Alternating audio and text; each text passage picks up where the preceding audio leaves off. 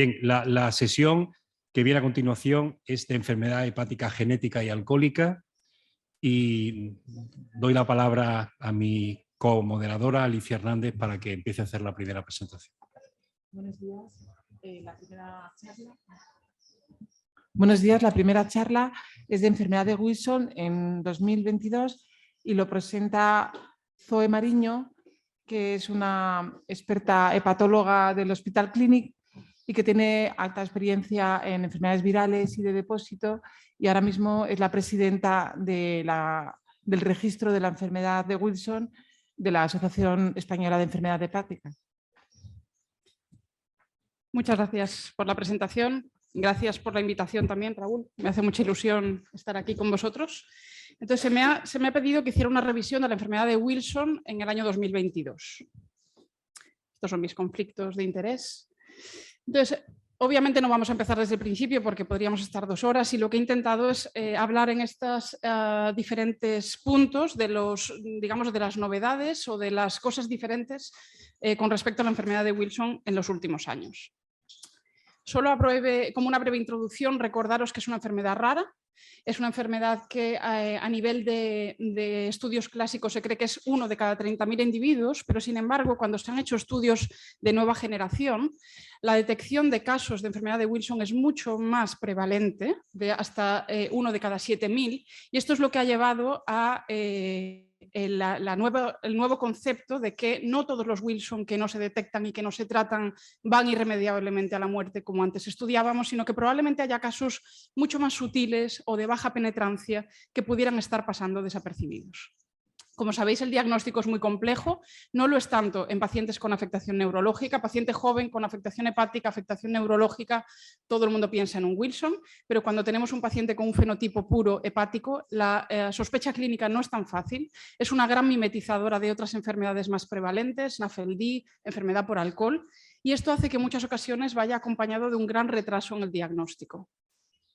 Como sabéis, también no existe hasta la fecha ninguna correlación del fenotipo y genotipo, y así pacientes con la misma genética pueden tener una presentación clínica muy diferente, que es muy heterogénea y que aquí a modo de esquema os señalo,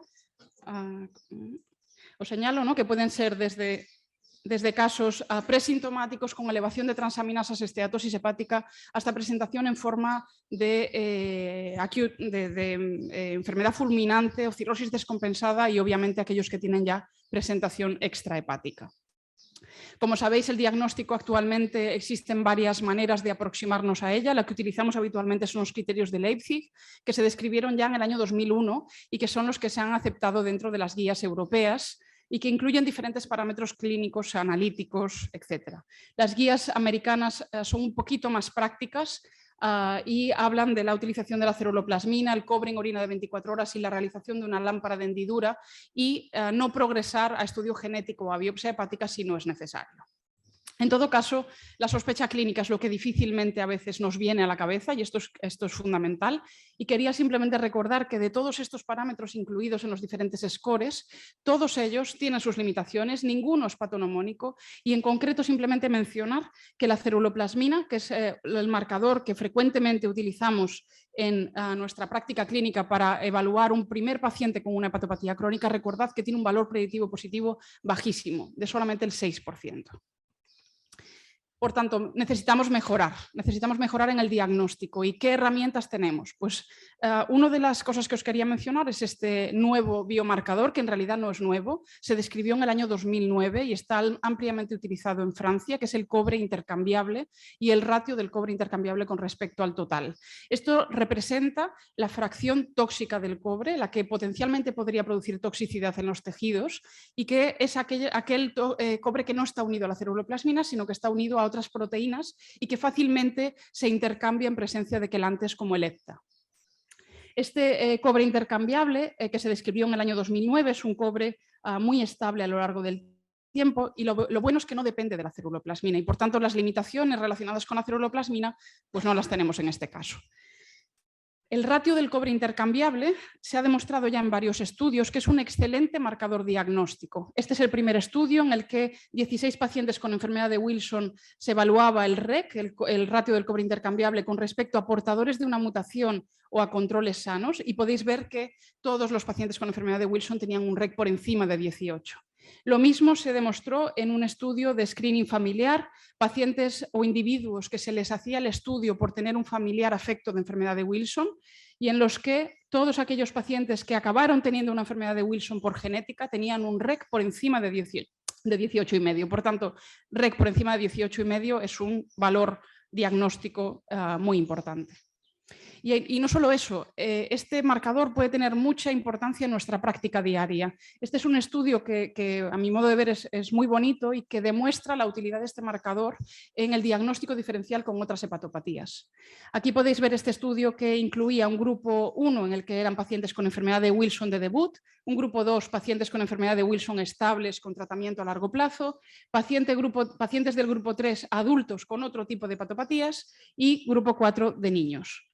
Como podéis ver en la gráfica, todos los pacientes con enfermedad de Wilson del grupo 1, es decir, de debut, eran detectados por un REC por encima de 18,5 y prácticamente todos los pacientes que estaban en seguimiento. Y no solo eso, si es que cuando evaluaban los pacientes del grupo 3 y grupo 4, pacientes con otras hepatopatías, podéis ver que ninguno de ellos presentó niveles de REC por encima de 18,5. De manera que puede tener una gran utilidad para el diagnóstico diferencial con otras hepatopatías.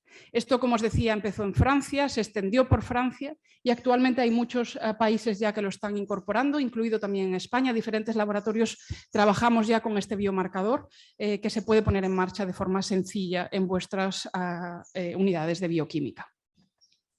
¿Qué otra fórmula tenemos para podernos aproximar a los pacientes con enfermedad de Wilson? Pues recientemente se publicó también este estudio en el que lo que evalúan es los péptidos de ATP7B. Es decir, como sabéis, en la enfermedad de Wilson hay una mutación en el gen ATP7B que codifica para la proteína ATP7B y esto hace que esta proteína mutada esté que haya menos producción de esta proteína y además sea disfuncional. Pues lo que miraban en este estudio era la detección de los péptidos de ATP7B en sangre periférica mediante la obtención de una muestra por sangre seca en pacientes con enfermedad de Wilson.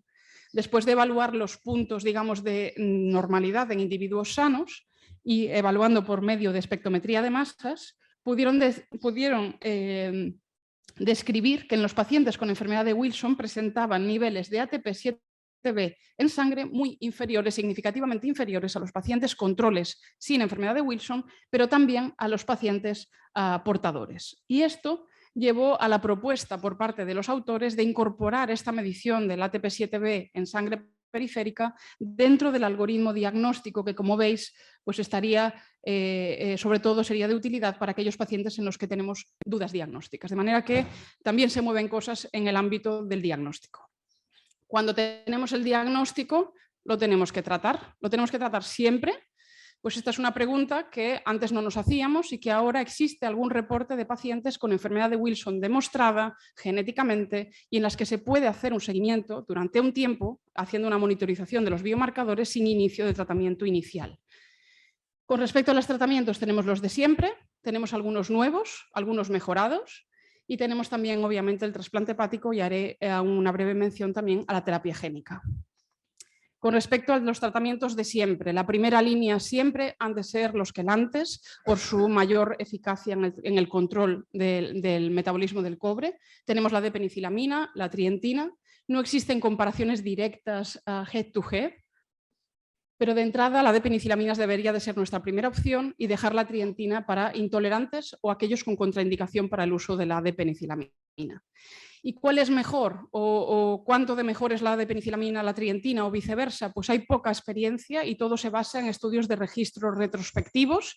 Este estudio se publicó ya en el año 2013 y comparaba pacientes tratados con D-penicilamina y pacientes tratados con trientina.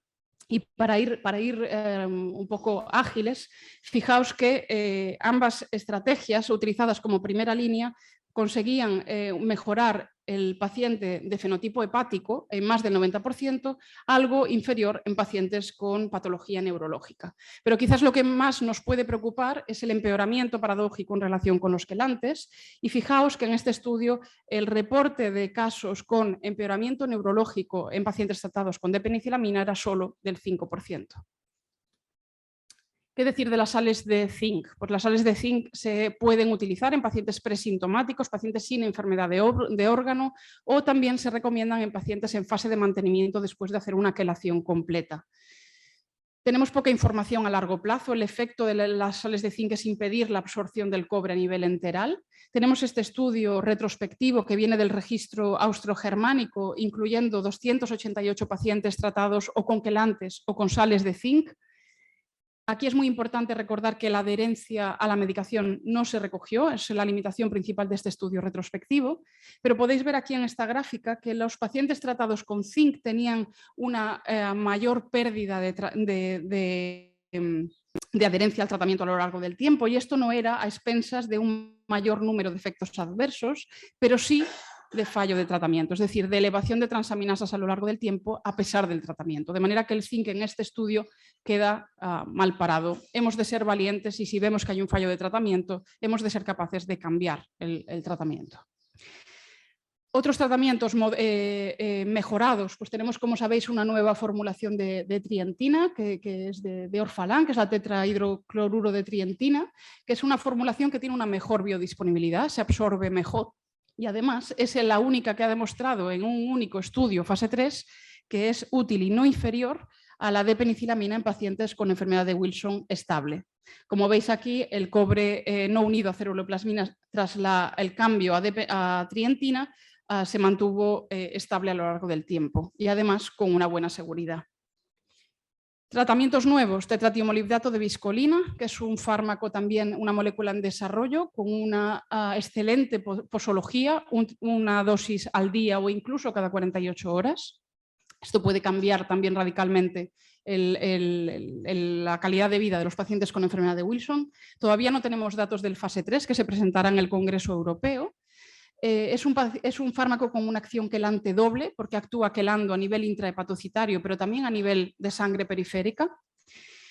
Los datos que tenemos solamente son del estudio fase 2, que se publicaron ya hace unos años. Pocos pacientes, 28 pacientes, predominantemente neurológicos. Pero fijaos que los niveles del cobre libre bajaron de manera significativa a lo largo del tiempo durante un periodo de seguimiento de 6 meses. Y no solo eso, sino que se observaron cambios significativos también en las escalas de valoración del paciente neurológico. De manera que apunta bien, veremos los datos del fase 3. La principal alerta es que este fármaco se ha relacionado con hepatotoxicidad hasta en un 30% de los casos. ¿Y el trasplante hepático? ¿En qué circunstancias nos lo tenemos que plantear? Pues obviamente en aquellos con presentación aguda con forma de fulminante o en aquellos con fallo hepático pero sin desarrollo de encefalopatía que tengan unos scores de gravedad elevados. También en aquellos pacientes que se presentan en forma de cirrosis descompensada como cualquier otra hepatopatía.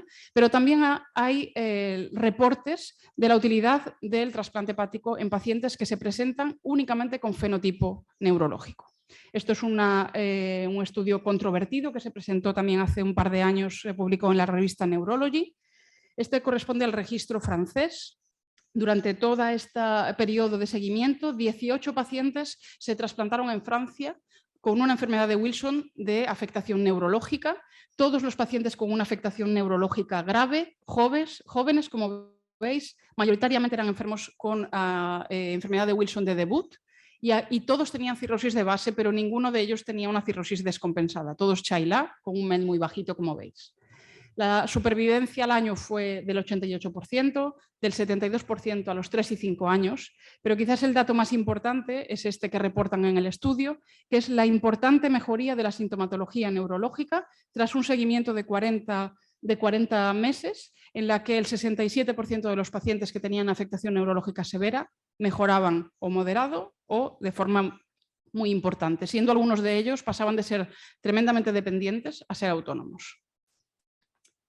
Terapia génica, la hemos de mencionar porque ya no es futuro, es presente. Se basa en una tecnología basada en virus adenoasociados. Es una enfermedad, como sabéis, monogénica y esto ha permitido el desarrollo de la terapia génica aquí.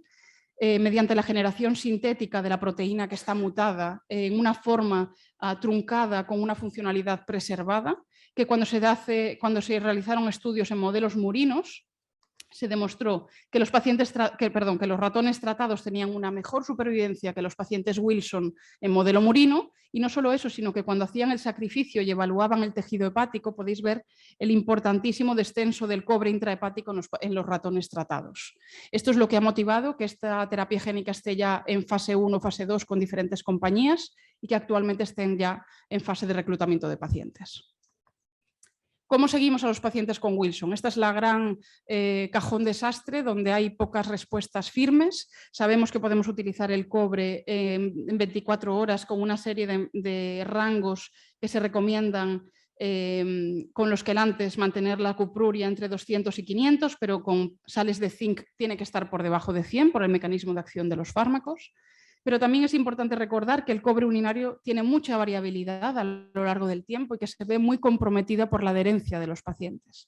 También el cobre libre calculado tiene una enorme variabilidad a lo largo del tiempo, independientemente del tratamiento que usemos, de manera que no son ni mucho menos perfectos. Podemos usar las transaminasas. Las transaminasas, como podéis ver, tienen que bajar con el tratamiento utilizado a lo largo del tiempo y el cobre intercambiable podría ser un buen biomarcador también para mantener o para valorar la estabilidad de los pacientes tratados. En todo caso, como veis en este estudio, puede ocurrir que a lo largo del tiempo, ¿no? Y después de muchos años de seguimiento podamos ver elevación de las transaminasas. ¿Y qué significa tener elevación de transaminasas? ¿En qué tenemos que pensar? Pues por una parte, y lo primero, en la posibilidad del fracaso terapéutico. Aquí hay que revisar dosis y plantearnos un cambio de tratamiento si creemos que el fármaco ha fallado. Pero también puede ser un problema de adherencia, y el problema de la adherencia es mucho más frecuente de lo que pensamos. En los estudios que se han realizado hasta ahora en enfermedad de Wilson, fijaos que entre el 27 y el 45% de los pacientes con enfermedad de Wilson reportaban ser no adherentes o ser o no ser más bien persistentes en la toma de la medicación. Y por último, pues no nos podemos olvidar también de que pueden tener comorbilidades. El problema del NAFLD y del alcohol, por ejemplo, es un aspecto que también tenemos que tener en cuenta en todos estos pacientes a lo largo de su vida. Pero centrándonos en la adherencia, pues la adherencia es fundamental. Hay estudios que han demostrado en pacientes presintomáticos, aquellos que no toman el tratamiento tienen una progresión a la aparición de síntomas muchísimo más rápida que los pacientes que toman la medicación. Y en pacientes que ya son sintomáticos, fijaos que aquellos que no toman la medicación de forma regular tienen más de la mitad progresan o empeoran a lo largo del tiempo. Otro aspecto que nos puede venir a la cabeza es ¿cómo seguimos a estos pacientes? ¿Tengo algún método no invasivo para monitorizar la regresión de la fibrosis o para monitorizar la progresión de la fibrosis? Pues tenemos el FibroScan. Pocos datos hasta la fecha en enfermedad de Wilson, como en todas las enfermedades raras, pero hay datos ya que sugieren, por una parte, que los pacientes en el momento del diagnóstico de la enfermedad de Wilson, si le realizamos un FibroScan y tiene un valor por encima de 9,5, esto tiene una alta capacidad de detección de cirrosis, pero no así a lo largo del seguimiento. En este otro estudio realizado en Polonia, 60 pacientes con enfermedad de Wilson en seguimiento más de 8 años, se les hacía un FibroScan y una biopsia. Y fijaos la absolutamente nula asociación o correlación entre los valores de FibroScan y los valores de la biopsia. Fijaos, pacientes con enfermedad hepática avanzada, FibroScan de 5. De manera que no nos podemos fiar del FibroScan, no es un buen método para valorar la fibrosis en el seguimiento, puede ser útil dinámicamente en el mismo individuo para monitorizarlo de forma dinámica, pero hasta la fecha no podemos decir que un FibroScan de 5 nos pueda excluir la presencia de cirrosis en un paciente tratado. Y estas mis dos últimas diapositivas. La primera es que en general los pacientes con enfermedad de Wilson van bien. Esto ya es una editorial del año 2014, que hablaba de que la mayor parte de los pacientes con enfermedad de Wilson van bien. Pero cuando hacemos una revisión de series a largo plazo publicadas, vemos que hay un porcentaje no despreciable de pacientes que mueren, un número de pacientes que llegan a trasplante, un número de pacientes que desarrollan cáncer hepático. Lo que sí que sabemos es que aquellos que progresan a cirrosis tienen una supervivencia muy inferior a los pacientes que no lo hacen así, y también que aquellos que diagnosticamos ya en una fase de cirrosis tienen una supervivencia inferior a la población de la misma edad y sexo. Por tanto, tenemos que diagnosticar antes. Y si el 85% van bien, pues yo quiero pensar que tenemos oportunidades de mejora, ¿no? Y que tenemos un 15% de posibilidades de hacerlo mejor. ¿Y cómo podemos hacerlo? Pues estas serían mis conclusiones. Mejorar el diagnóstico, realizarlo antes, pensar en ella, utilizar los biomarcadores nuevos de los que disponemos, que son fácilmente aplicables en los hospitales. Preguntad a vuestros bioquímicos por la posibilidad de poner en marcha este marcador. Mejorar el seguimiento a lo largo del tiempo, utilizar el cobre en orina de 24 horas, pero también las transaminasas, el cobre intercambiable. Vigilar los efectos adversos de la medicación, porque algunos de ellos llevan a una baja adherencia y sabemos que la adherencia baja se relaciona con progresión de la enfermedad. Es bueno tener equipos multidisciplinares que nos ayuden a hacer una buena valoración de la adherencia. Tenemos nuevos tratamientos en marcha y a la vista, con buena biodisponibilidad, con buena posología. No tengamos miedo de hacer cambios de medicación si es necesario. Hemos de considerar el trasplante hepático en indicaciones también poco frecuentes, o al menos estar abiertos desde el punto de vista mental a la posibilidad de trasplantar a alguien por criterio neurológico. Y, por supuesto, evitar las comorbilidades, porque esto tiene un efecto deleterio sobre todos estos pacientes con enfermedad de Wilson. Y aprovecho pues, para recordaros que tenemos ya la suerte de que la AEH pues, avala la realización de este registro, que está en marcha ya desde hace un año, que os invito a todos a participar. Solo de esta manera pues, podremos mejorar en el seguimiento de nuestros pacientes y podremos hacer que los pacientes con enfermedad de Wilson en España estén realmente bien diagnosticados y bien seguidos en el tiempo. Y muchísimas gracias por vuestra atención.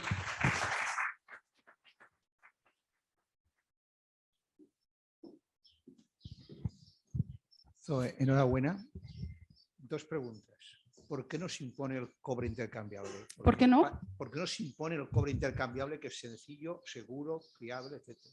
Porque parece que técnicamente creo que no es difícil. No, de hecho es muy fácil de montar en un hospital que tenga pues, la espectrometría para medir el cobre. Si un hospital tiene capacidad para medir el cobre, claro, puede medir el cobre intercambiable poniendo unos filtros especiales. Entonces, la razón de por qué no se ha expandido la desconozco, incluso los franceses se ríen un poco, dicen nadie nos ha hecho caso durante 10 años. Ellos lo tienen muy estipulado, lo tienen en las guías clínicas, lo utilizan de rutina. Yo lo he empezado a utilizar hace poco, porque lo tengo desde enero, y yo he de decir que no es un parámetro infalible, pero me ayuda mucho a tomar decisiones. Porque el cobre en orina de 24 horas pues es muy fluctuante. El paciente toma bien la medicación, no la toma, entonces esto sube, esto baja. Y la verdad que el cobre intercambiable como complemento creo que es de gran ayuda para el seguimiento de los pacientes. Luego lo segundo, el screening familiar. Si tú diagnosticas un Wilson, ¿qué haces con la familia? Claro, esto ojalá tuviéramos, ¿no?, unidades de genética que pudieran hacer un buen consejo familiar. Esto no se hace. Lamentablemente, en muchos casos yo me he encontrado que lo que se les dice es al paciente, pues dígale que vaya al médico de cabecera y que su familia se mire, y lo que le hacen es mirar la ceruloplasmina o el cobre en orina. Y esto no debe ser así. Los familiares de primer grado tienen que ser derivados a un hospital donde se pueda hacer un estudio genético. Debería de poder hacerse a hermanos, sobre todo, y idealmente también a los padres. Yo es lo que estoy haciendo un poco hasta que me den el toque desde mi hospital, porque estoy haciendo estudios genéticos a familiares de primer grado que si no, no se harían.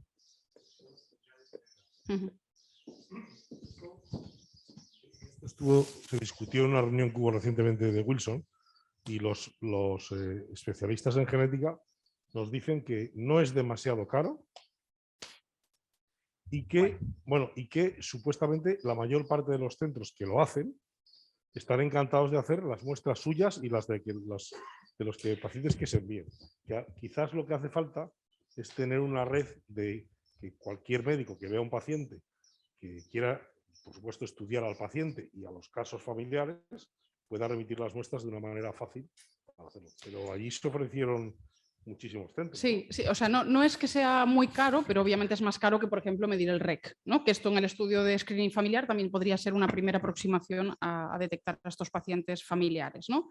Pero ahora mismo lo que se está es evolucionando de la secuenciación completa del gen, que es lo que se tiene que hacer ahora, y que no es que sea muy caro, pero es muy laborioso. y lleva tiempo y requiere mucho expertise porque hay muchas mutaciones descritas, se está virando hacia la valoración del exoma, ¿no? en adultos, pero esto ya es otro...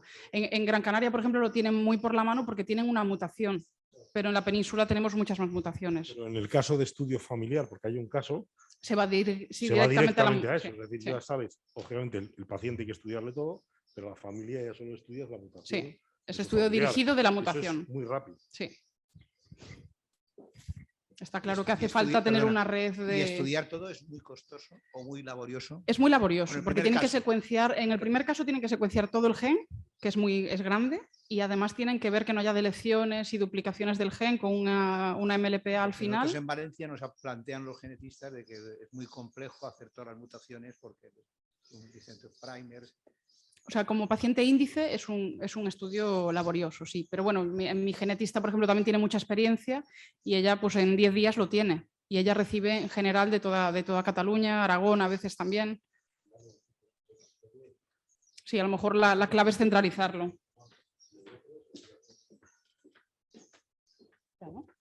Ah. Bueno, creo que no hay, no sé si hay más preguntas. Respecto al tema de la trientina, trientine, ¿cómo lo colocarías tú en el algoritmo de tratamiento en el contexto actual en el que estamos? Claro, olvidándonos de temas económicos, ¿no? Y de restricciones,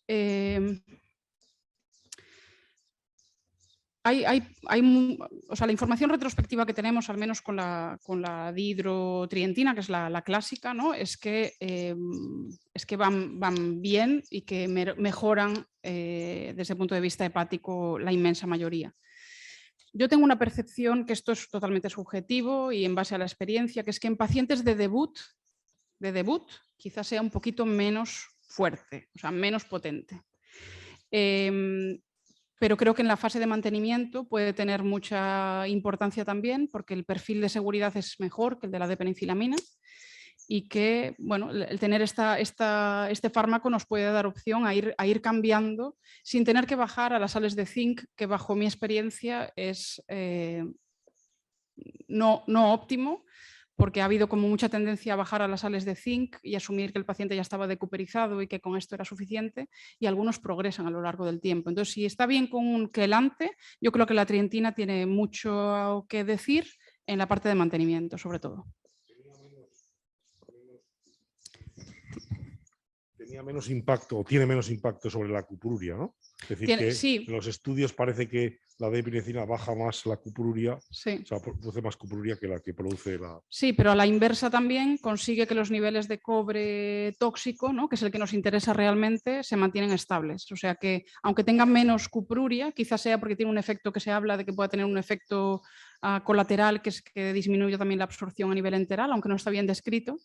Lo que nos interesa sobre todo es que a nivel de la fracción tóxica no se acumule a lo largo del tiempo. Y esto, con los datos que tenemos, pues parece que no es así, aunque el seguimiento, por ejemplo, del estudio Quelate es un estudio corto. Habrá que ver cómo van estos pacientes a lo largo del tiempo. Bien, muchas gracias. Gracias. Por la excelente presentación. Si no hay más preguntas, entonces lo pasamos a la siguiente, que es va a versar sobre enfermedad hepática poliquística y correrá a cargo del doctor Pedro Rodríguez de Iberbasque, de la Fundación Vasca para la Ciencia. Buenos días, muchas gracias por la introducción y Raúl, muchas gracias por la invitación. Para mí es un placer estar aquí, me hace mucha ilusión. Yo sí que es la primera vez que vengo a estas reuniones. Como investigador básico tengo que decir que estoy aprendiendo muchísimo y espero poder venir más veces. Con vuestro permiso sí que me voy a cambiar al inglés porque me resulta más fácil hablar de esto en inglés. So today I will talk a little bit about polycystic liver diseases. So they are a group of genetic disorders that affect the biliary tree. They are characterized by a huge bile duct dilatation with the development of cholestasis, and is characterized by the development of several fluid-filled biliary cysts that are usually the most common cause of morbidity in these patients. They may be inherited in a dominant form or in a recessive form, and they may appear isolated in a liver in the cases of autosomic dominant polycystic liver disease, which is the patients with ADPLD, which are quite uncommon. They have a prevalence of more or less 1 inhabitant for 100,000. Or polycystic liver disease may also appear associated with polycystic kidney diseases, either the autosomal dominant polycystic kidney disease, ADPKD, which is far more common than the ADPLD, with a prevalence of 1 to 500 or 1 to 1,000, and also in patients with autosomal recessive polycystic kidney disease, which is less frequent, with prevalence of 1 to 200,000 patients. Regarding genetics, we know a lot about the genes that are mutated in patients with PLD. As you can see here, most of the genes are, can I point? No, okay. Most of the genes are located in the endoplasmic reticulum, and some of them in the cilia. We know that up to 80% of the cases with either ADPKD or ARPKD, the genes that are mutated are already identified. Still, for patients with ADPLD, with isolated polycystic liver disease, up to 50% of the genes remain to be identified. So one of the features that is altered in cholangiocytes in patients with with PLD, it's the primary cilium. And what is a primary cilium? We can see here that if we zoom the bile duct, we can see that small structures that are the primary cilium. This is an organelle that in the cholangiocytes that controls several signaling pathways in the cholangiocytes, and it acts like an anchor. It controls cell cycle proliferation, and also it controls the fluidification of bile. And one important protein that is altered either by mutation or as a result of mutations in other genes is polycystin-1, which is located in the primary cilium of cholangiocytes above here, PC1. And the other proteins that are located in the plasmic reticulum are related with the protein dynamics, either the expression or maturation of proteins, and also with the post-translation modification of these proteins.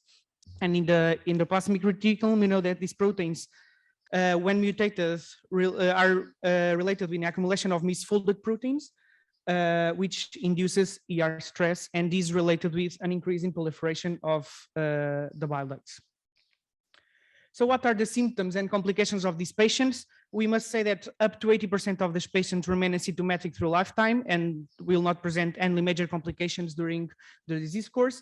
But with the 20% that present symptoms, they may present very life-threatening symptoms such as abdominal distension, local pressure with back pain, some dyspnea, some gastroesophageal flux, and hypertension. And some of them are related with a cyst. We can have some biliary obstruction. That's when the cholestasis appears. And then we can have some bleeding, and the cysts may rupture, may infect, and which may lead to end-stage liver disease. We can also have some extrahepatic complications. And one of the problems of these patients is that when they have symptoms, they have their life really impacted, and their quality of life is really compromised, and they are associated with several psychological problems. How can we diagnose these patients and how they present? There are more or less three types of presentation of PLD.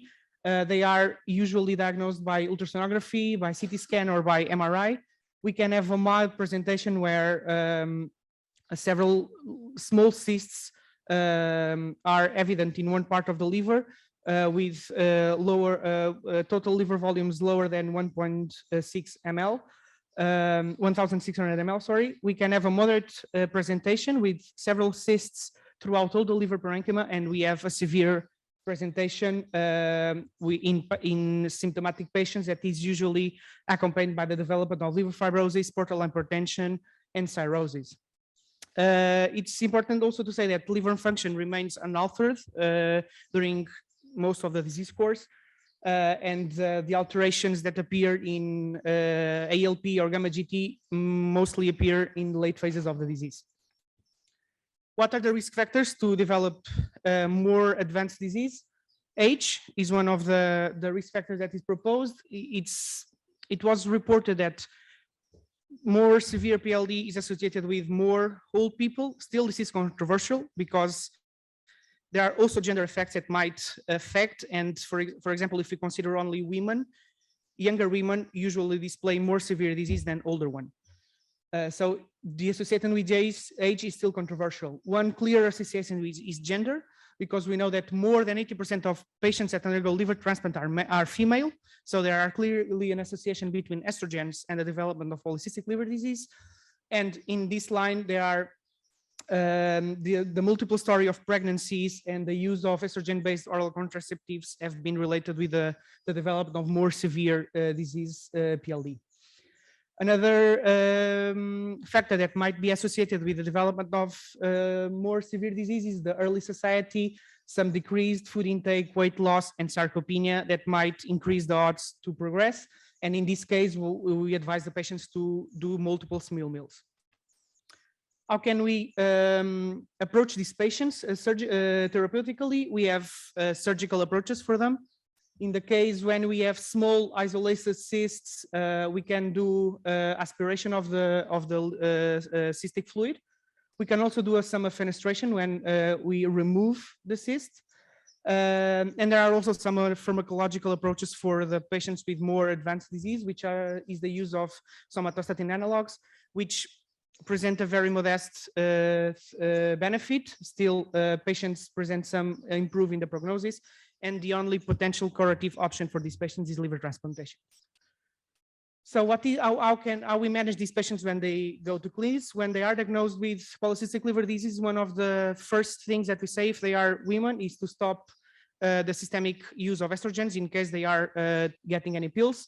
Then are they or no symptomatic? If no, we don't give any treatment. If yes, we have to decide the treatment according to the type of PLD. If we have multiple cysts throughout the liver, and we have significantly impairment of quality of life with the growth of liver volume more than 5% a year, with several complications, we give them somatostatin analogs.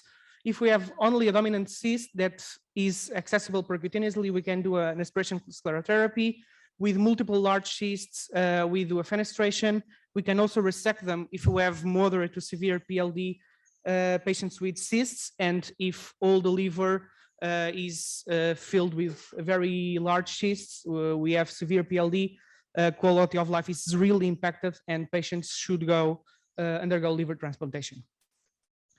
So what are the mechanisms by which PLD appears? We know that it is an heterogeneous processes. We have know that there is a variability also within each family. Only 80% of penetrance, and we know that there are several alterations in the primary cilium. During embryogenesis, there are some changes in ductal plate malformation and alterations in several intercellular signaling pathways and cellular functions.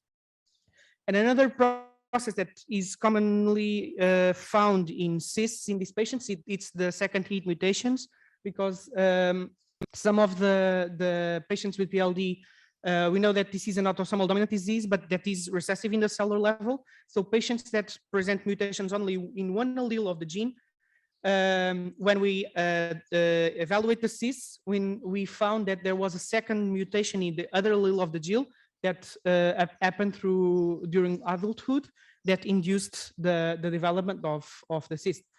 So we think that there are additional somatic mutations that in other genes, when one gene is mutated, and there might be other ones that occur also during adulthood that might cooperate to induce polycystic liver disease. So this raises the question, is genetic testing recommended for these patients or not? So we know that it does not influence the current clinical management of the patients, but it may help to predict which patients will progress.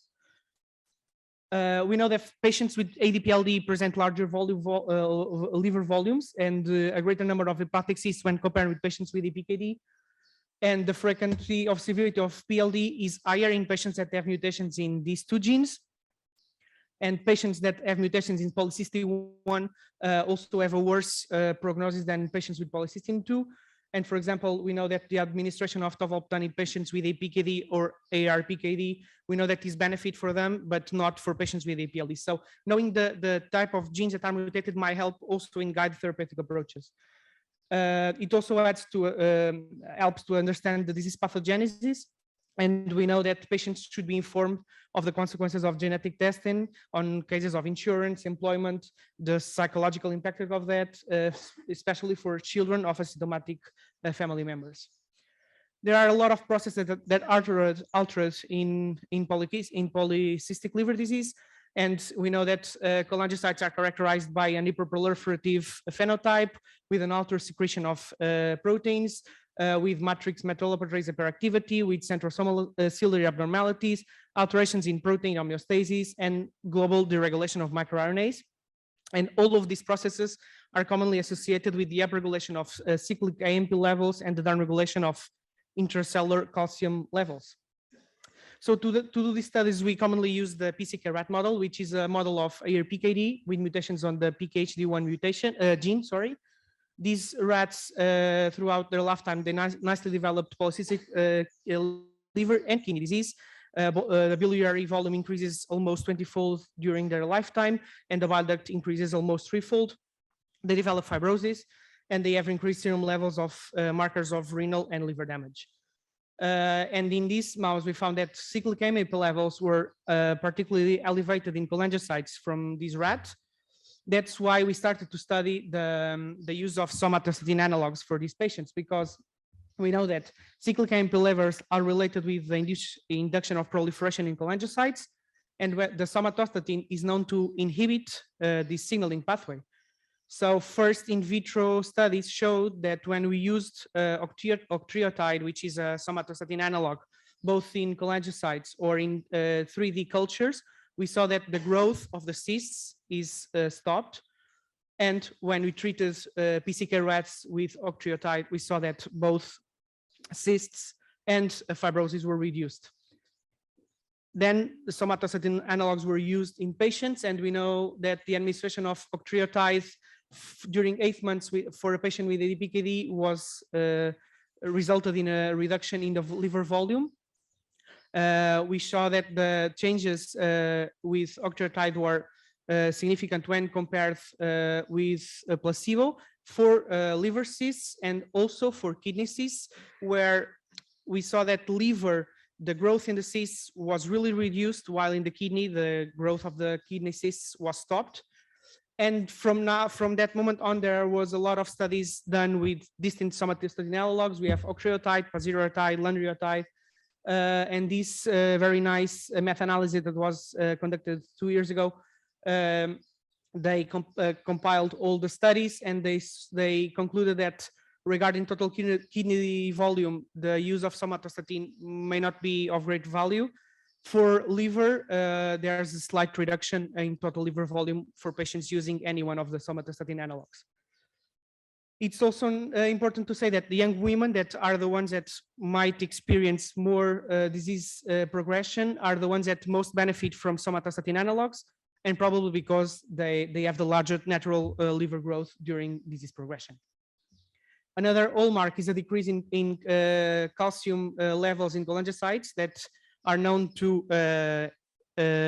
increase proliferation. And we know that in PCK cholangiocytes, when we inhibit, increased or restored calcium levels intracellularly, we will able to decrease the hyperproliferation of cholangiocytes. So we use the very nice friend of all the pathologists, which is the ursodeoxycholic acid.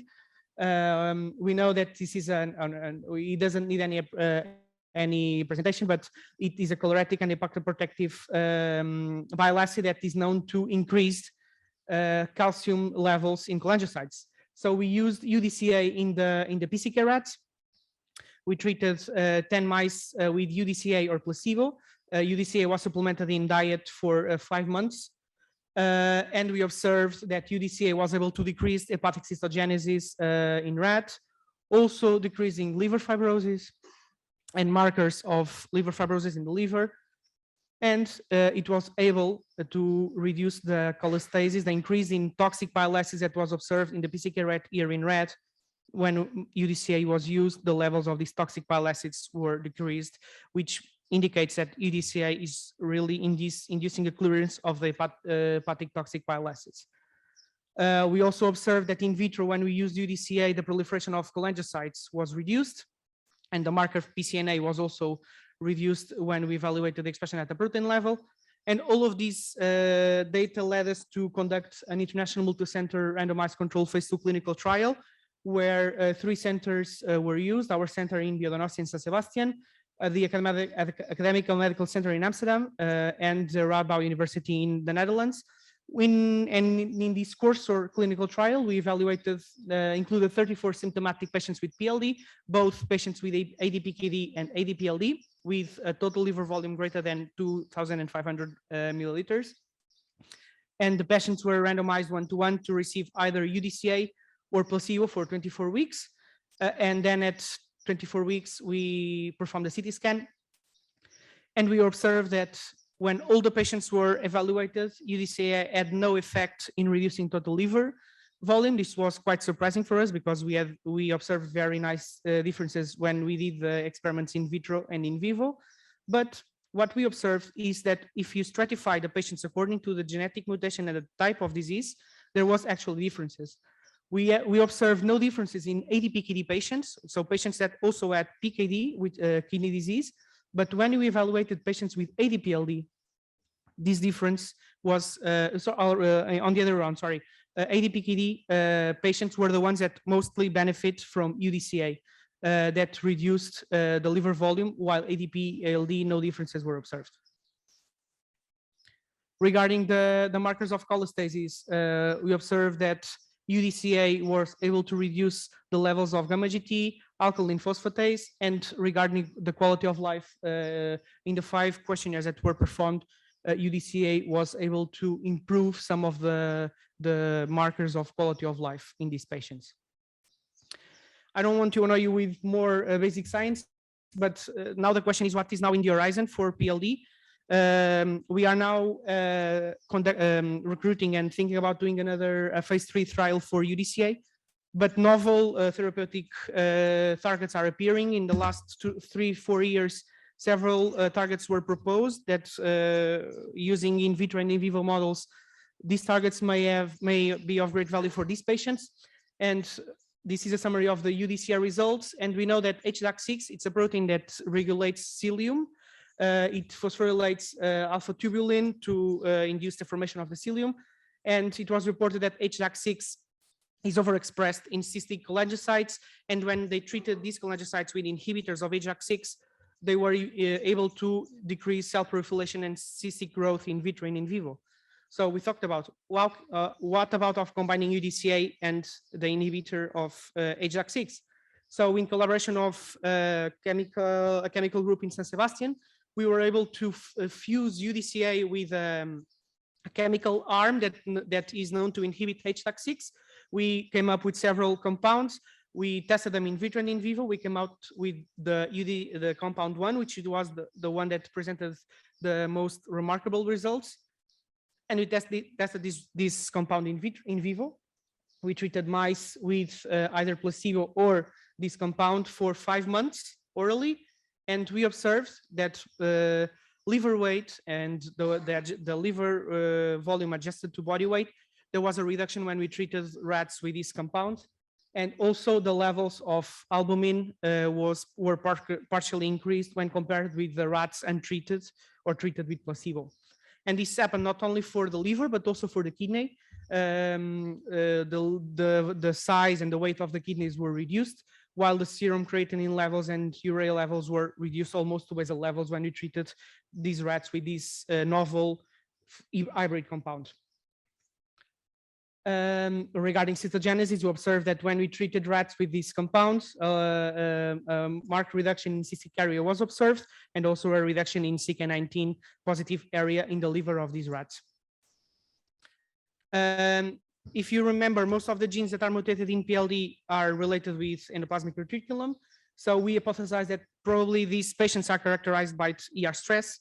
And we observe that actually some of the markers related with ER stress, which are the sensor and effectors of this pathway, are increased in patients with PLD compared with healthy liver or gallbladder samples. And when we, by transmission electron microscopy, when we evaluated the liver and the culture cholangiocytes of these patients and rats with PLD, we observed a nice dilatation of the ER, which indicates that ER stress is happening when compared with controls. So we decided to treat rats with a chemical chaperone that inhibits ER stress, which is 4-PBA, and also with tunicamycin, which is an inducer of ER stress. And we observed that 4-PBA was able to reduce liver weight and liver volume in PCK rats, and also PCK rats treated with tunicamycin to induce more ER stress. And this was accompanied by a reduced in hepatic cytogenesis in these rats. And not ER stress might be accompanied by alterations in protein homeostasis and protein post-translational modifications.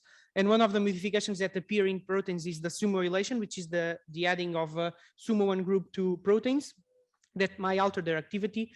And we observe that when we stain for SUMO1, the levels of simulated proteins in the liver of patients with PLD or rats with PLD was markedly upregulated compared with healthy patients.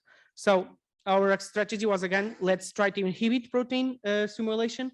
In this case, when we have SAMI, which is a supplement that is currently now used, very used for a lot of people. And this is a known inhibitor of protein simulation because it inhibits one of the first enzymes in the pathway. And we treated mice for 5 months with SAMI, and we observed very nice decreases in the volume of liver, in the cystic volume, and also in fibrosis. So what's in the horizon? There's a lot of processes here. We have been through some of them here now. What we do need now is to study more in detail some of these new therapeutic targets to see if you can now drive a clinical trial. So as a future direction, firstly, we need to use next generation sequencing techniques that are now more available to try to identify novel causative genes of PLD, particularly for patients with a PLD, which almost 50% of them remain unexplained. We need to better understand the clearly association of the genotype phenotype, because sometimes patients with the same mutation and have a different disease progression and a different phenotype. So we need to understand what happens here. We need to test now these novel drugs alone, or its combination with the current used drugs for PLD, which is the somatostatin analogs. We should evaluate the potentially effect of targeting estrogens in patients, particularly in women, because since most of the symptomatic patients are women, there are clearly evidence that estrogens may play a role in polycystic liver disease. We should evaluate if the genetic and clinical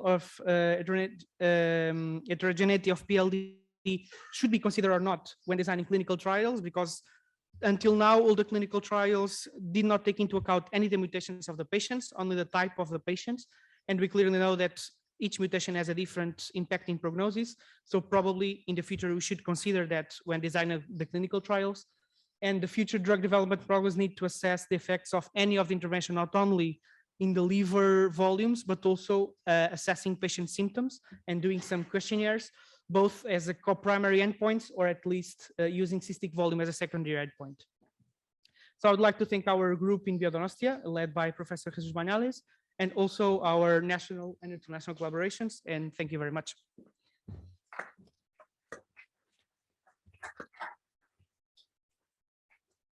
Muchas gracias. Yo creo que esta ha sido una presentación que ha sido un ejemplo de lo que es la investigación básica translacional a la clínica, ¿no? Porque realmente pues, se han diseñado experimentos en ratones y después pues, ensayos clínicos para confirmar hallazgos, ¿no?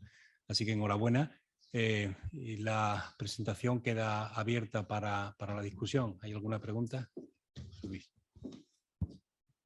¿Lo hacemos en español o en Español, sí? Si quieres, sí, sí. Bueno, enhorabuena por la presentación. En espera de los ensayos clínicos que permitan autorizar a los análogos como un tratamiento efectivo? ¿En qué subgrupo de pacientes crees tú que con la evidencia que hay se deberían, digamos, promover el uso fuera de indicación, que es lo que actualmente tenemos, en estos pacientes que tienen una enfermedad poliquística importante? ¿En qué grupo de pacientes crees que estaría indicado con la evidencia que hay, digo, en espera de los ensayos definitivos? Pues todos tenemos pacientes de este tipo, muchos de ellos pues, bueno, pues vigilándolos, esperando a que esta calidad de vida se deteriore lo Para empezar el suficiente para tratamiento. incluir en el trasplante, ¿no? ¿Pero dices para los análogos de somatostatina o en general? Claro, es el único tratamiento que hay. Sí, ahora mismo el farmacológico es el único. Creo que no hay todavía muchos estudios sobre eso. El metaanálisis que se ha hecho, ellos han considerado porque hay distintos análogos, unos más potentes que otros. Ahora mismo el pasarioteo es lo que está más, se piensa que es el más potente. Ahora mismo no se verifica si es, o sea, sabemos que es ADPLD o ADPKD, se usa para todos. Hay sí una cosa que se está empezando a ver, que es los pacientes, parece ser que a los 6 meses, un año, aunque a los primeros meses se respondan a la somatostatina, dejan de responder.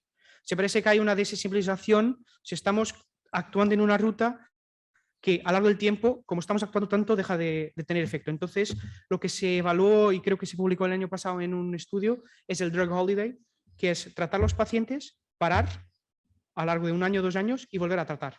Y que se ha visto que es mejor eso para cualquier uno de los pacientes do que dar un tratamiento continuo, porque parece que a los 6 meses algunos de los que están respondiendo dejan de responder, pierden como que la sensibilidad al tratamiento. Entonces, ahora mismo lo que te puedo decir es que para cualquier uno es aconsejado y sí que está evaluando eso de hacer el intervalo de tratamiento a lo largo del periodo de seguimiento de los pacientes. ¿Alguna pregunta más? Sí, doctor Aguilar.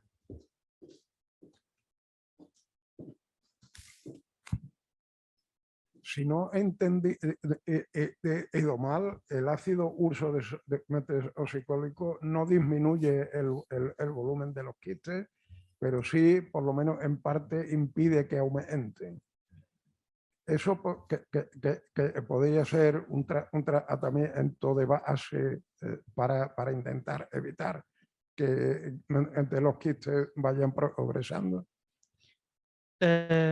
Sí, a ver, lo que parece es que el efecto del uso depende del tipo de pacientes que estamos tratando, porque mientras tanto, mientras que hemos visto que los pacientes con ADPLD no respondían, los de APKD parece ser que no es que reduciera el volumen, pero sí que frenaba el crecimiento, como decías tú.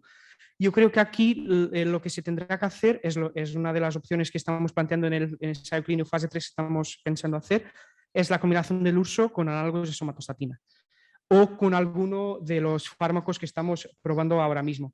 Puede ser que ahí sí sea más benéfico el uso del ácido ursodesoxicólico y efectivamente se pueda no frenar, sino disminuir el crecimiento en los pacientes y tanto en ADPLD como ADPKD.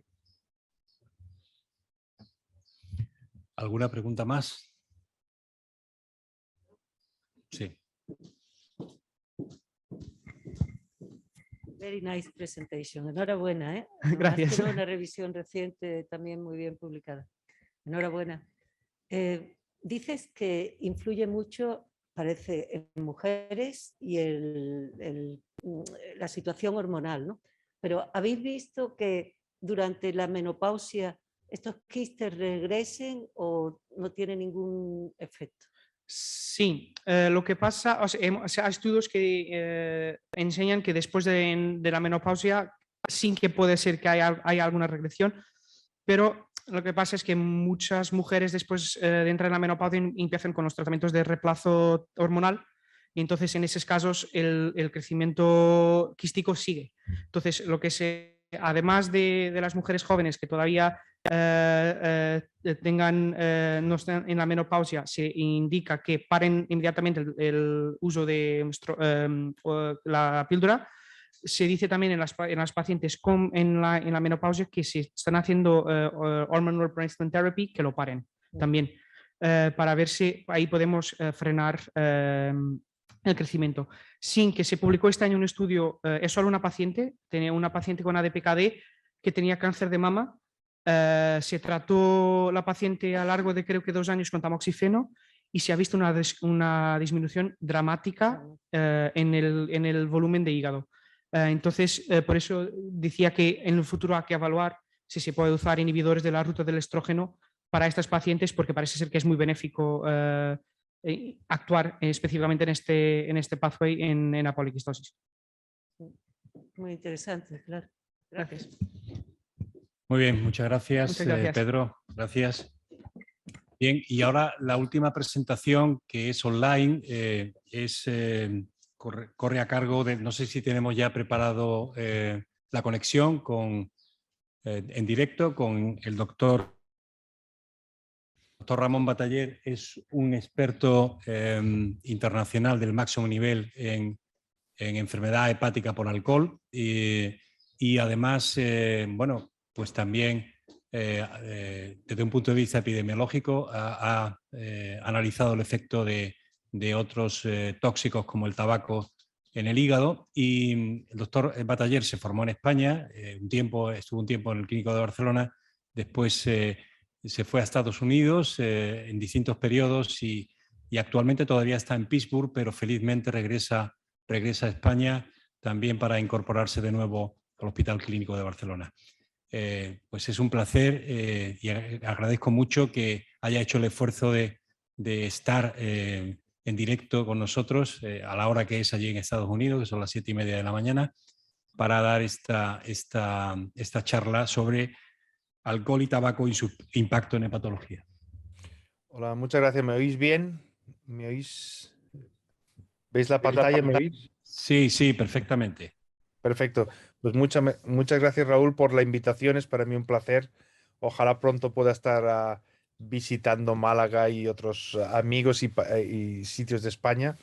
Y como dices, bueno, me he dedicado los últimos 20 años a la hepatopatía alcohólica, pero he tenido un cierto interés por el tabaco, porque yo, además de que va muy unido al alcohol, como sabéis, y hay pocos estudios y os comentaré también pues mi experiencia y un poco una revisión un poquito del efecto del tabaco en el hígado. O sea, de los temas que voy a hablar es si es el alcohol una causa importante de causa avanzada de enfermedad hepática. Todo el mundo habla mucho de NASH. El NASH tiene mucho más impacto en la investigación y en los congresos y etcétera, pero el alcohol, que siempre es un poquito olvidado, pero como causa ahora veréis que es bastante overwhelming, no sé cómo decirlo en español, bastante tremenda su importancia también en España, en todo el mundo. Y luego, pues un poco si los hepatólogos tenemos que tomar más en serio lo del fumar, y que normalmente lo hemos ignorado un poquito por décadas, y yo creo que hoy en día ya hay datos de que lo del tabaco tenemos que tomarlo mucho más en serio. Bueno, esto es una gráfica que siempre me gusta ponerla del doctor Williams de hace muchos años, es cómo ha evolucionado la mortalidad de las mayorías de enfermedades, y cuando vean el hígado es un outlier, algo pasa con el hígado que no pasa con el resto de las enfermedades, y la razón número uno de todo eso es el alcohol, sin duda.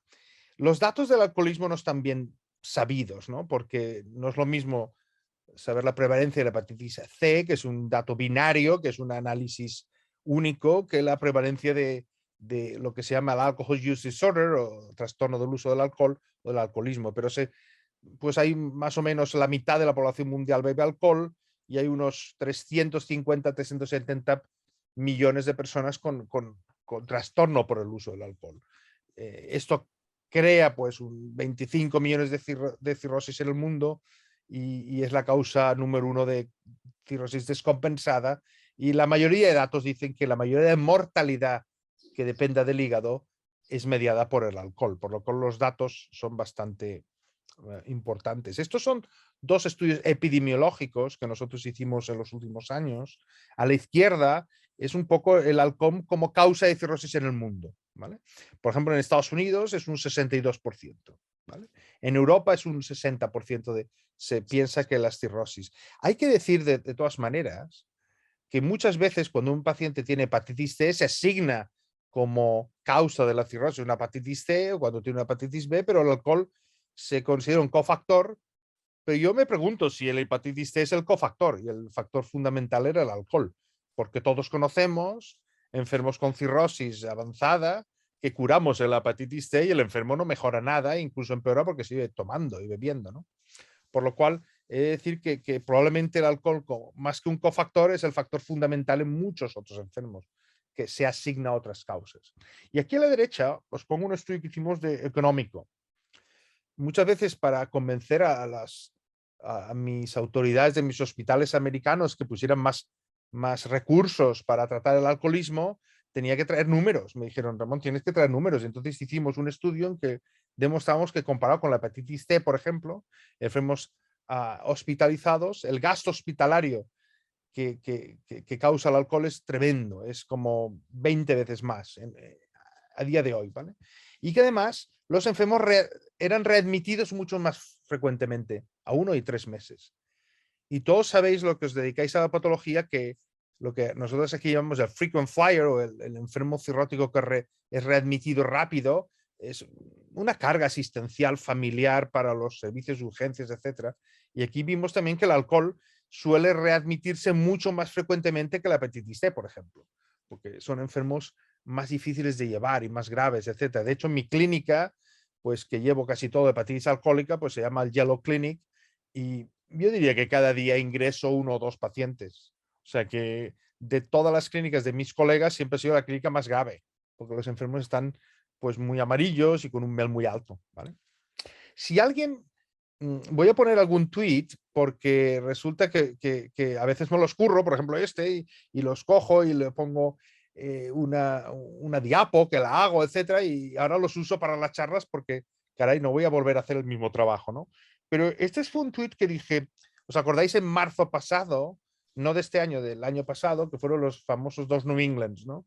En cirrosis, que un New England venía de dar albúmina, que era en UK, en United Kingdom, y el otro New England paper estaba de América, de dar terlipresina. Pero cuando os vais a los métodos y veis de dónde, o sea, cuál era la etiología de los enfermos, en fin, si no os convence los números, porque dice, hombre, el batalla se dedica al alcohol, siempre lo infla, ¿no? Pues mirar estos números. En la cohorte de UK, el 90% de enfermos eran los alcohólicos, 90%. Y en la corte americana, 2/3, 67%. O sea, el que no está convencido de que el alcohol es una causa más frecuente de cirrosis, pues que mire estos números. Y hay que decir que probablemente el enfermo alcohólico, al menos en Estados Unidos, suele tender a no aceptar entrar en clinical trials. Es un poco más, no se fía tanto, tiene problemas de transporte. O sea, que igual incluso a nivel americano está underrepresented, o sea, igual incluso son más. De hecho, en la sala de hospitalización nuestra de patología, un 80-85% son alcohólicos y un 15% son NASH. Eso es lo que tenemos. Yo los últimos 11 años que he estado en Estados Unidos, esta es la realidad aquí. Por lo cual, no es una enfermedad, digamos, marginal, sino está marginada. Y la palabra marginada viene con números ahora, ¿vale?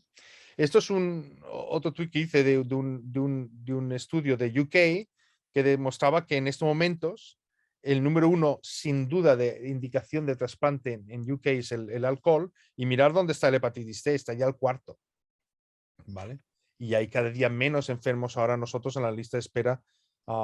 Hay más NASH en Estados Unidos y en UK probablemente que en España, pero bueno, en nuestra lista de espera hay muchos meses que solo hablamos de alcohol y NASH, no hablamos de nada más, sobre todo del alcohol, ¿no? ¿Vale? Y decir aquí que lógicamente hay un cambio de nomenclatura por esto del MAFLD, que es menos prohibitivo que en el alcohol, pero lógicamente eso de que una cosa se llame A y la otra no A, no ayuda para la combinación. No existe ningún registro europeo ni americano que incluya la combinación de un NASH y un alcohol como causa de hepatopatía. Como son excluyentes la nomenclatura, pues no existe. Y esto es malo para el enfermo porque se trasplanta el enfermo y como se le ha puesto NASH y no se le ha puesto alcohol, nadie le manda un cáncer, nadie le mira el alcohol, o al revés, si se le pone alcohol y se minimiza el NASH, no se mira la dieta, por lo cual hay varios intentos de darle un nombre común. A mí me gusta más el DASH o DAFLD porque el DASH en inglés quiere decir rápido, hay gente que dice el BAF del día, hace falta algún consenso de cómo poder integrar las dos cosas en un nombre, ¿vale? Porque el MAFLD ha ayudado en cosas, pero no en otras. He de decir que esto es un estudio que acabamos de publicar este mes, que el COVID, al menos en Estados Unidos, aquí veis los datos de mortalidad asociada a la hepatitis alcohólica y a la cirrosis alcohólica, ha aumentado en los años del COVID. Ha aumentado el alcoholismo, han aumentado las ventas de tabaco y de alcohol, y ha aumentado los ingresos por hepatitis alcohólica por cirrosis descompensada por alcohol, por lo cual esto es un estudio que acabamos de este mes, y hay varios más, de que la hepatopatía alcohólica ha aumentado con los años del COVID y se espera que esto siga en los próximos años. Bueno, uno de los problemas que tenemos en la hepatopatía alcohólica, que yo he visto toda mi vida, que me he dedicado a esto, es que yo veo poquísimos enfermos con early alcoholic liver disease, con enfermos con un F2. Todas las clínicas de NAFLD, todas las clínicas de hepatitis C o B, la mayoría de sus enfermos tienen enfermedad silente, no están descompensados con que les has de poner un TIPS. O sea, la mayoría de clínicas y mi clínica de alcohol, yo veo poquísimos enfermos con early alcoholic liver disease. He luchado mucho estos 11 años en Estados Unidos, sin parar, para hacer un programa de early detection y no lo he logrado. Voy a ser sincero, no lo he logrado, porque no se invierte en detección precoz. Y ha sido una lucha y me vuelvo a España con la mayor frustración médica, ha sido no convencer a las autoridades sanitarias de mis hospitales que hay que ir antes. Entonces yo con esta frustración dije, voy a traer datos, porque a mí me preguntaban todo el mundo datos. Oye, ¿y por qué? Entonces hicimos un estudio a nivel global, incluimos hasta Kenia, que nos costó mucho, en el cual el resultado yo lo sabía el resultado, era un estudio con menos riesgo que he hecho en mi vida. Demostrar que el alcohol nunca se ve antes, pronto, siempre se ve tarde. Entonces, aquí esta gráfica dice cuántas veces un enfermo en una clínica de patología es visto antes, que está en azul, antes quiere decir cuando está silente, asintomático, etcétera, versus cuando está descompensado. Hombre, si uno tiene criptogénico, pues es lógico que no lo voy a pillar pronto, ¿no? Pero el alcohol sale como unas 8 veces o 10 veces. Cada enfermo que ves arriba es 8 o 9 que están amarillos o con ascitis. Y esto no pasa en ninguna de las otras grandes enfermedades del hígado. Entonces hice esto para dar datos. De la atención, pues ya también hice otro estudio con 0 riesgo, hice dos, este es el segundo estudio con 0 riesgo con el mismo resultado. ¿Cuánto interés se le pone a la hepatología en muchos niveles, en conferencias, en trials, en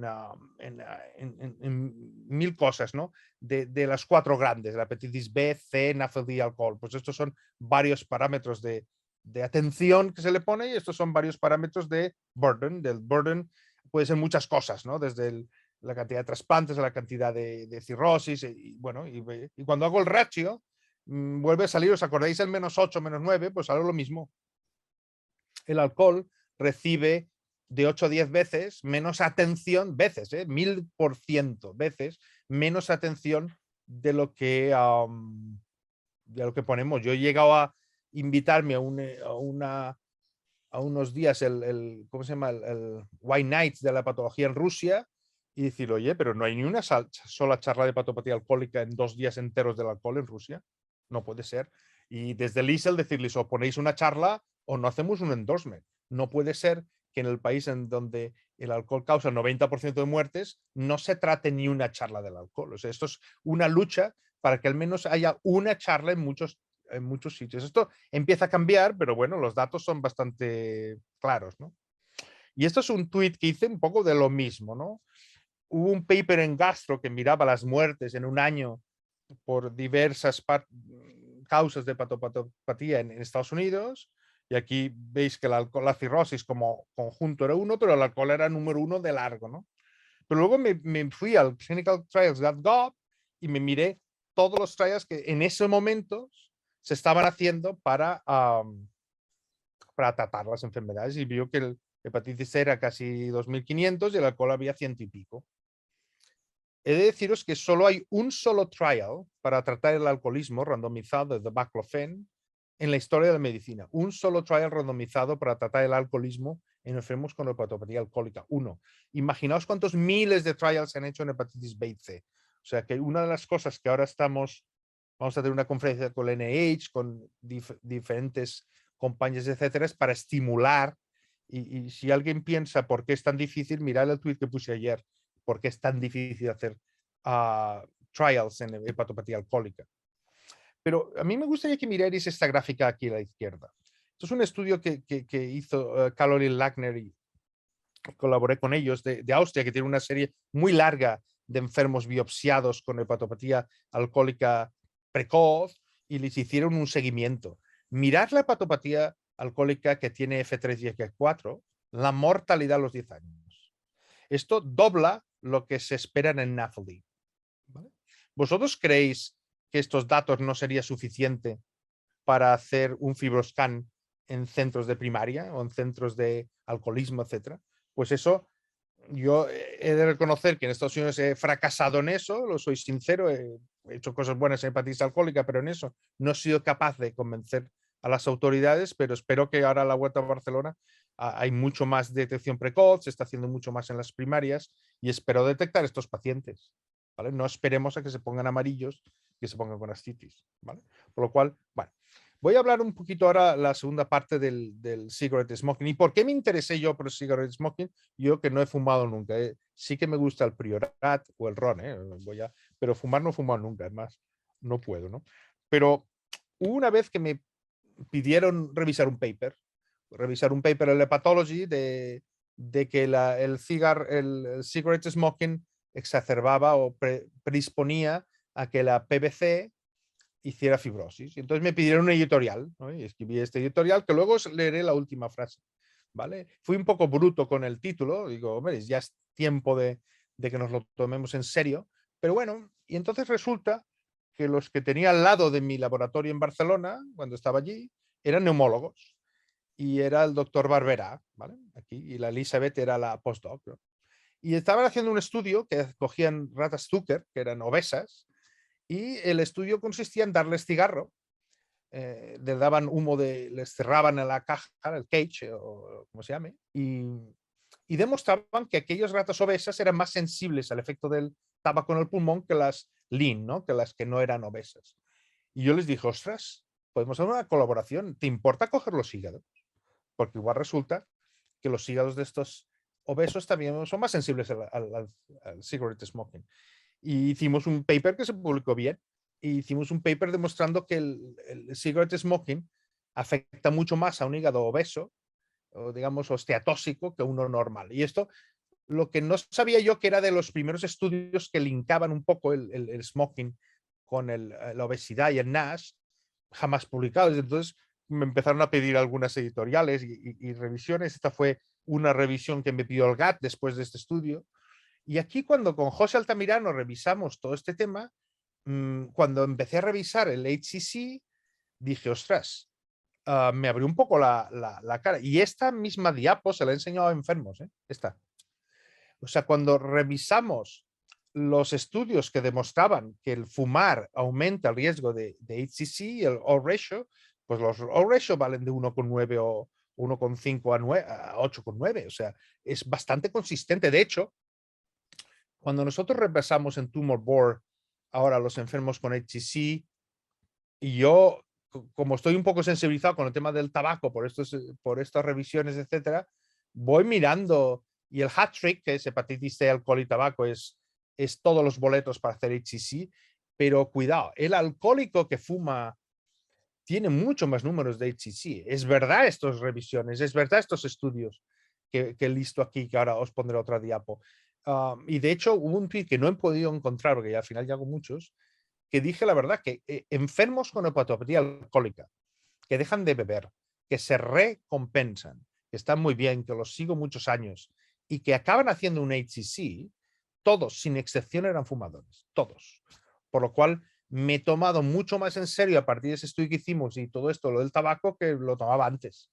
Antes es que no lo preguntaba, y de hecho machaco a los fellows, a los residentes y a mis colegas a que lo pregunten mucho más, ¿vale?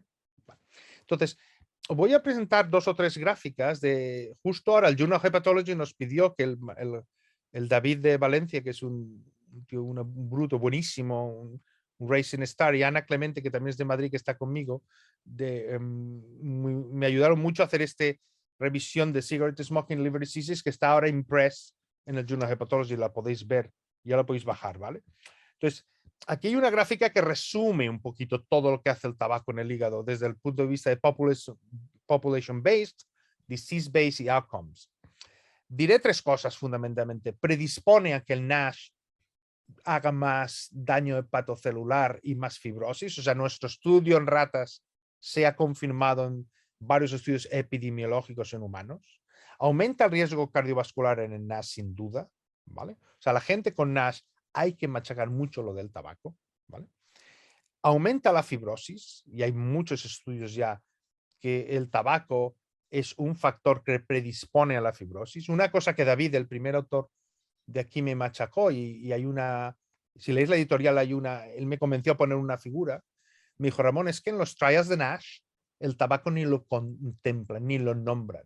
Y el tipo se revisó todos los trials de NASH y vio que en un 5 o 10% ponía el tabaco como un cofactor. Es que ni lo consideraban. De hecho, deciros también que yo ahora estoy trabajando con PEZ y con a otros metabolistas del alcohol para detectar a las biopsias hepáticas parafinadas, porque yo creo también que parte de por qué algunos enfermos no responden a clinical trials en NASH es que el N de NASH no está el N y que puedes detectar alcohol en 25-30% de los enfermos con presumed NASH, ¿no? O sea que estos cofactores como el alcohol y el tabaco hacen que una persona con síndrome metabólico y NASH pueda progresar más. Y finalmente el HCC, que es overwhelming. Ahora os presento una gráfica que hemos hecho del HCC y que es bastante, ¿vale? Uno de los revisores nos pidió de este editorial, y muy interesantemente, Ramón, no habéis hablado del e-cigarettes, ¿no? De los e-cigarettes, que muchísima gente en Estados Unidos no sé. Ahora ya estoy desconectado un poco, me tengo que readaptar al mundo europeo y español, ¿eh? Pues después de 11 años aquí, pero aquí hay muchísimo e-cigarette. Entonces, un parágrafo entero y nos revisamos el e-cigarette, hay pocos datos, pero hay datos de que realmente los pocos que hay es que es casi igual de deterioro que el alcohol. Ay, perdón, que el tabaco normal. Por lo cual, aquí puse un tuit diciendo, hombre, como tiene muchas sustancias parecidas, no lo recomiendo para enfermos que tengan enfermedades del hígado, ¿vale? Y esto es la gráfica que David y Ana lo que cogieron es cada estudio, ¿vale? Hay 3 metaanálisis y cada de estos metaanálisis, cada punto es un estudio diferente, ¿no?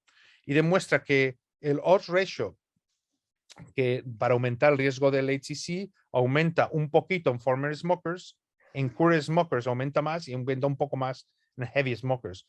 Vamos, que imaginaos aquí la cantidad de estudios que hay, o sea que no hay duda científica que aumenta el HCC, ¿vale? Y aquí es un poquito la última diapos, un poco de mecanismo. No tengo tiempo en estos 20 minutos de hablar con mecanismo, pero es prooxidante, es proangiogénico y tiene bastante base racional biológica que favorezca el cáncer porque aumenta diversos factores biológicos y moleculares que indicen el cáncer. Aquí esta es una diapo, esta revisión, el que quiera que la puede mirar, ¿vale? Y aquí os pongo la última frase que ponía en la editorial esa, que fue la primera cosa que me hizo estar interesado en el tabaco. Dije que ya es tiempo de que nos tomamos seriamente los hepatólogos lo del fumar y es tiempo que les digamos a enfermos que dejen de fumar, ¿vale?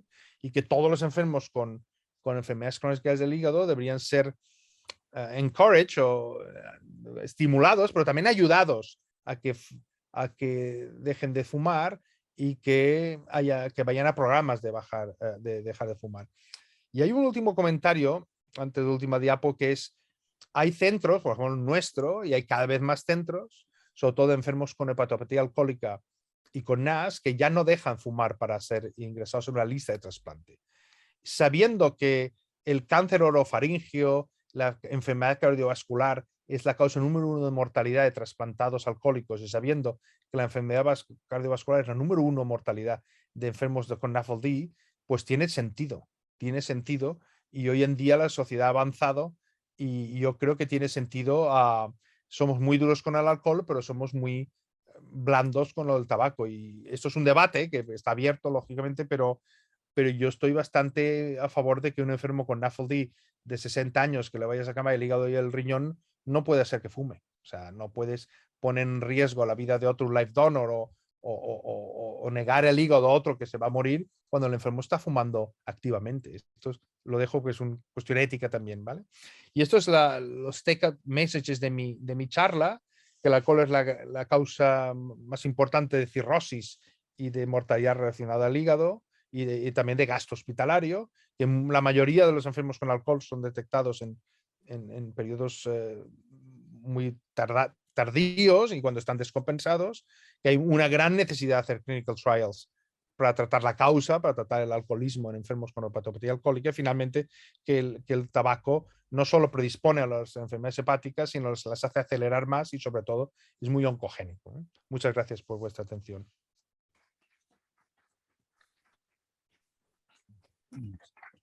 Muchas gracias, Ramón. Bueno, se abre el turno de discusión y se puede hacer las preguntas desde el micrófono. ¿Se puede hacer? Ramón, enhorabuena por tu charla. No sé si me ves, soy Serra de Valencia. Sí, ¿qué tal? ¿Cómo estamos? Enhorabuena por, Bien, por David Martí. Encantado. Yo quería una reflexión tuya que yo creo que todos la conocemos. Es decir, el problema del alcohol y el tabaco es que hay intereses comerciales detrás de todo ello. Y eso hace fundamentalmente que no haya fuerza moral para parar el alcohol y el tabaco, que es la causa más importante. Estamos haciendo programas para otras cosas, pero no hay interés. El alcohol mueve muchísimo dinero y por lo tanto condiciona que no haya una fuerza moral. Y el tabaco, a pesar de las frases que hay, etcétera, etcétera, pasa. Yo creo que es la gran barrera que tenemos los hepatólogos con el alcohol y por lo que anuncias tú por el tabaco. Sí, de hecho, gracias Miguel, porque realmente has dado en el clavo. O sea, si yo tuviera que decir un factor, porque hay un solo trial en la hepatopatía alcohólica versus miles en tal, es el dinero. El dinero en el alcohol está puesto para producir la enfermedad, en el dinero en otras enfermedades, en la patología está puesto para curar la enfermedad. Hay muchísimo empuje. Ese es uno de los problemas que hay, sin duda. Estamos intentando atraer a casas para hacer estudios en hepatopatía alcohólica, pero hace falta mucho más fondos públicos, mi opinión es donde el mundo privado falla, porque el mundo privado, pues lógicamente tiene sus intereses económicos. El mundo público es donde tiene que compensar, ¿vale? Las asociaciones españolas de hígado, la Comisión Europea, etcétera, han de poner recursos donde el mundo privado, porque al final el mundo es uno, ¿no? El público y el privado somos lo mismo, ¿no? Pero donde falla, en ese aspecto diré que la National Institute of Alcoholism, NIAAA, aquí ha jugado un papel muy importante financiando estudios, y yo echo de menos en Europa, ahora que me estoy empezando a mirar European Calls, que el alcohol está muy abandonado en Europa. Y cuando uno mira un call a nivel de lo que os digo yo, de cosas europeas, todo va a HIV, cardiovascular, cancer and diabetes, y el alcohol lo ignoran. Y es una de las cosas que, dada mi edad, que ya empiezo a ser un niño, me gustaría hacer un poco del lobby a nivel europeo de que el alcohol tenga una agencia o que tenga más calls, ¿no? Más soporte público para hacer investigación. Sí, adelante. Hola Ramón, soy José Luis Calleja. José Luis. Enhorabuena por la presentación. Vamos, yo creo que también Miguel Ángel se refería no solo a que no hay inversión, digamos, de la industria farmacéutica o de las compañías en buscar tratamientos, sino de que existe un asunto comercial incluso de país, en el cual el gobierno no se atreve a reducir el consumo de alcohol, y quizás más con el tabaco, pero con el alcohol, aquí España, que es un país productor de vino y demás, hay un lobby muy importante que realmente hace que se manejen informaciones falsas, como que es bueno tomar un vaso de vino al día para la salud cardiovascular, en fin, etcétera, que creen que esto es así. Yo de todas maneras, esa es una parte que nos toca a las instituciones luchar. Yo creo que la ISEL, la Comisión Europea, las sociedades científicas están ahora en esa fase de presionar a los gobiernos para que eleven impuestos, para que realmente se tome en serio el consumo de alcohol. Especialmente en gente joven, que está aumentando de manera muy importante en Europa y en España. Pero también hay que hacer alguna crítica entre nosotros, tú lo has dicho. En los congresos, en los cursos, hay muy poco tema de alcohol. También es verdad que ha habido muy pocas novedades. Porque cuando, por ejemplo, hubo los ensayos de trasplante en hepatitis alcohólica, yo creo que este fue un topic que estuvo en casi todos los mítines, porque hubo de repente algo nuevo que ofrecer a los pacientes. Y sin embargo, habiendo tantos pacientes, es sorprendente que no haya habido, por ejemplo, trials de cómo intentar deshabituar a un paciente. Creo que en esto los hepatólogos tenemos que tomar la iniciativa y no derivar a los psiquiatras estos pacientes, o no solo derivar a los psiquiatras, sino tomar una actitud activa en este tema. No sé si tienes tú un poco la misma opinión al respecto. Totalmente, lógicamente, pues, coincido todo a tu esto. Yo una de las cosas que has dicho, lo último que has dicho, me parece muy interesante. Una de las cosas que me gustaría ahora, cuando vuelva, a nivel del EH, es formar a todos los hepatólogos, hacer un curso incluso online, etcétera, para cómo tratar al alcohólico nosotros.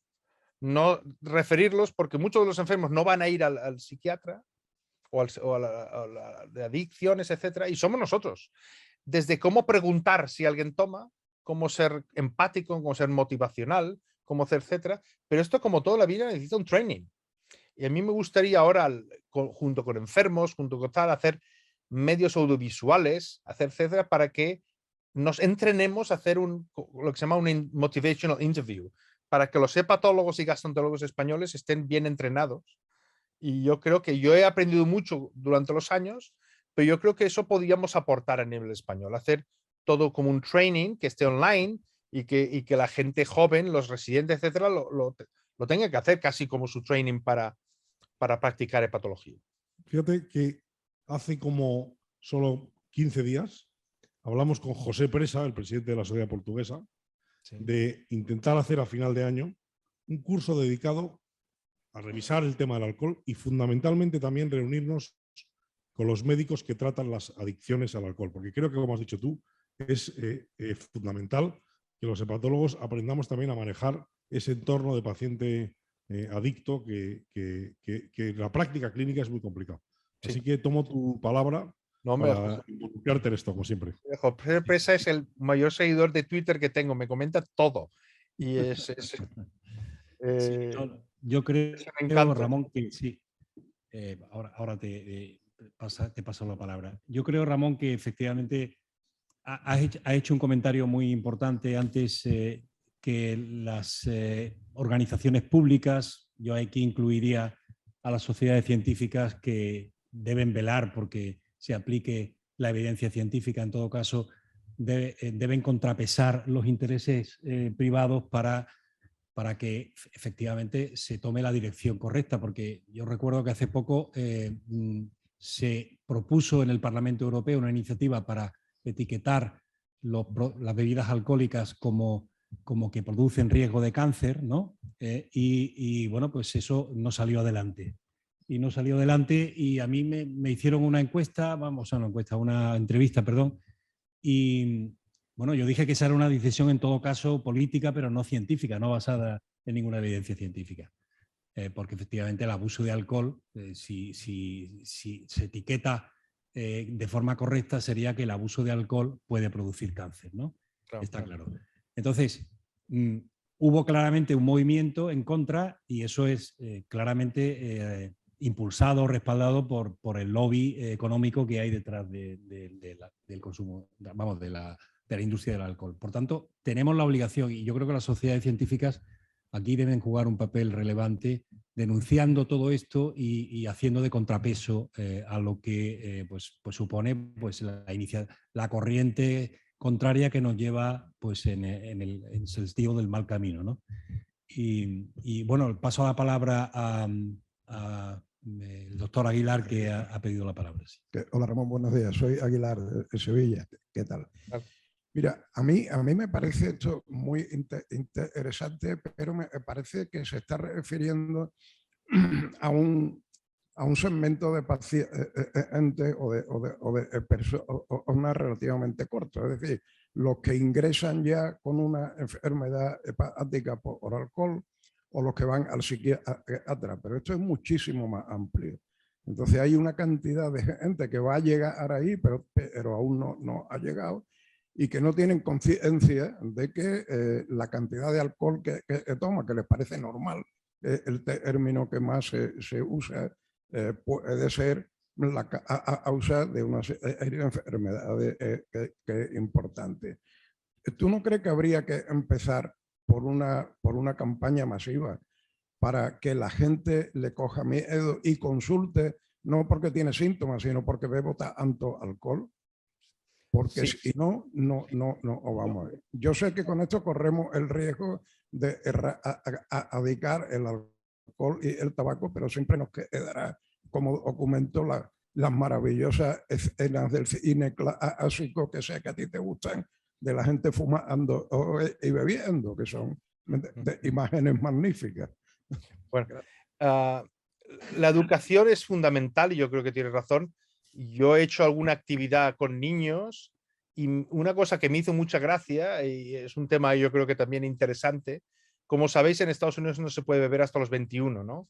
Y todos los chicos del college de 18 al 21 lo que más hacen es beber, ¿no? Entonces yo les pregunté a los niños por qué querían hacer 21, ¿no? ¿Cuál era su mayor motivación? Y todos dijeron beber.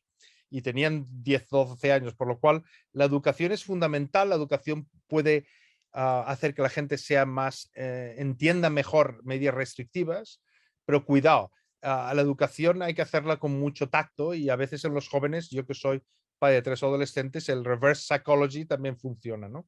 Por lo cual, pero bueno, sin duda hay que hacer campañas de educación y también de saber que si un alcohólico algún día se pone amarillo, ha de saber él y su médico de cabecera que esto es muy grave, que no se lo guarde en casa y que vaya corriendo a un hospital. Eso es parte de la educación médica que hay que hacer también. Muy bien, muchas gracias. Bueno, si no hay más preguntas, damos por cerrada esta sesión. Muchas gracias, Ramón. Creo que esta labor que estás haciendo de ser responsable de que el alcohol, la enfermedad hepática alcohólica, perdón, no pase a ser una enfermedad neglecting, ¿no? En hepatología, es extraordinariamente importante y yo te felicito por ello. Gracias a todos y nos vemos pronto. Chao, chao.